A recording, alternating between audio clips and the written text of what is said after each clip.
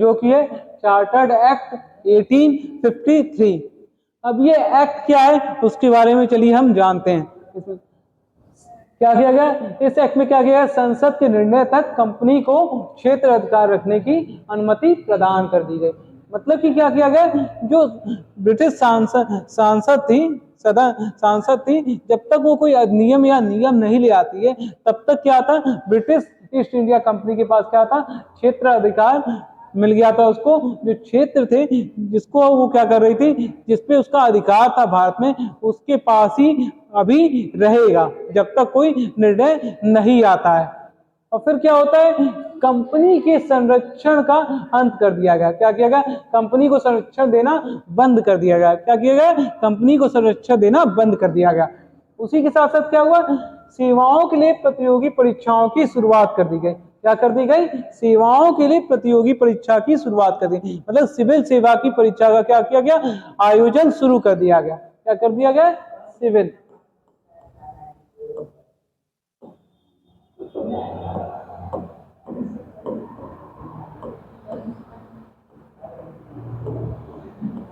Civil सेवा परीक्षा का आयोजन क्या कर दिया, शुरू कर दिया गया। इसके लिए मैकाले समिति की क्या किया गया, गठन किया गया। क्या किया गया, मैकाले समिति का गठन किया गया। वहीं जो कानूनी सदस्य थे, किसके में थे, कानूनी जो सदस्य थे जो परिषद में इन्वॉल्व थे, 1833 के क्या थे, चार्टर्ड एक्ट में जो इन्वॉल्व थे, उनको क्या कर दिया गया, गवर्नर जनरल की कार्यकारी परिषद का पूर्ण सदस्य बना दिया गया। क्या कर दिया गया, गवर्नर जनरल की कार्यकारी परिषद का पूर्ण सदस्य उसको क्या किया गया, बना दिया गया। गवर्नर जनरल का मतलब क्या होगा, गवर्नर जनरल ऑफ इंडिया हो गया, तो उसकी कार्यकारी परिषद का पूर्ण सदस्य उसे बना देगा।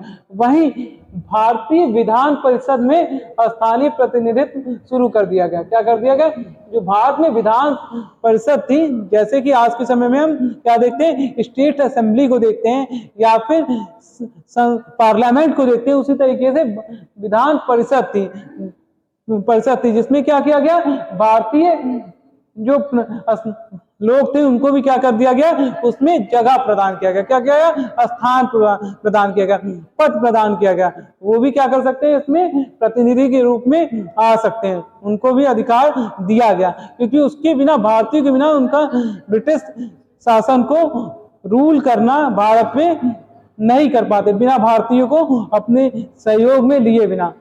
उससे क्या होता, आक्रोश और ज्यादा बढ़ जाता और फिर वो ज्यादा समय तक क्या कर पाते, भारत पे शासन नहीं कर पाते। इसलिए स्थानीय प्रतिनिधित्व क्या किया गया, शुरू किया गया।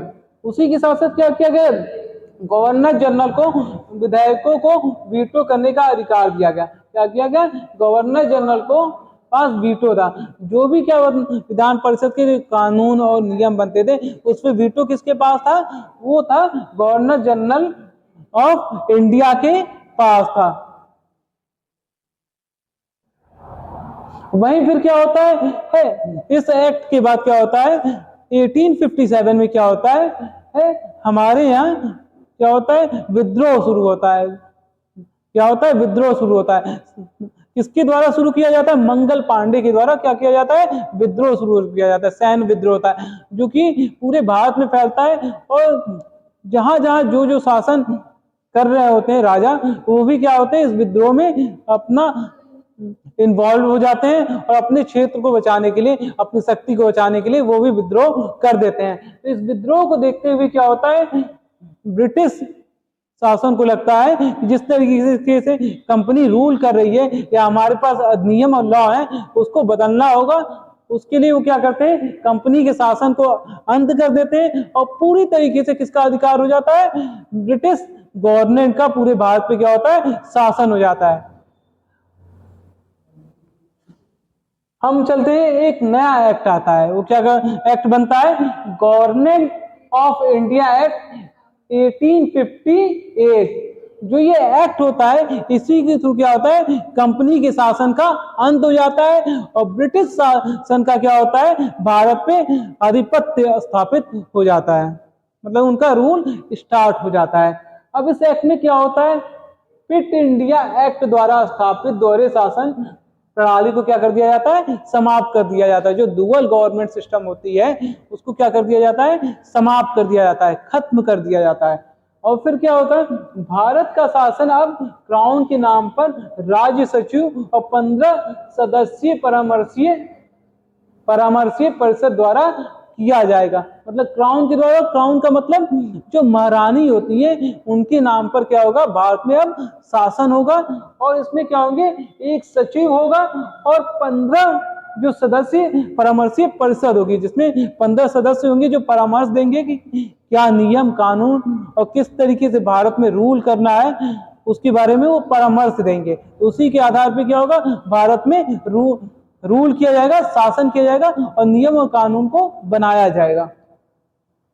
गवर्नर जनरल का पद नाम बदलकर वायसराय कर दिया गया। क्या कर दिया गया, जो गवर्नर जनरल ऑफ इंडिया का जो पद नाम था उसको बदल के क्या कर दिया गया, बदलकर वायसराय कर दिया गया। और पहले वायसराय कौन थे, पहले वायसराय कौन थे, लॉर्ड कैनिंग। क्या थे, भारत के पहले वायसराय जो थे लॉर्ड कैनिंग थे।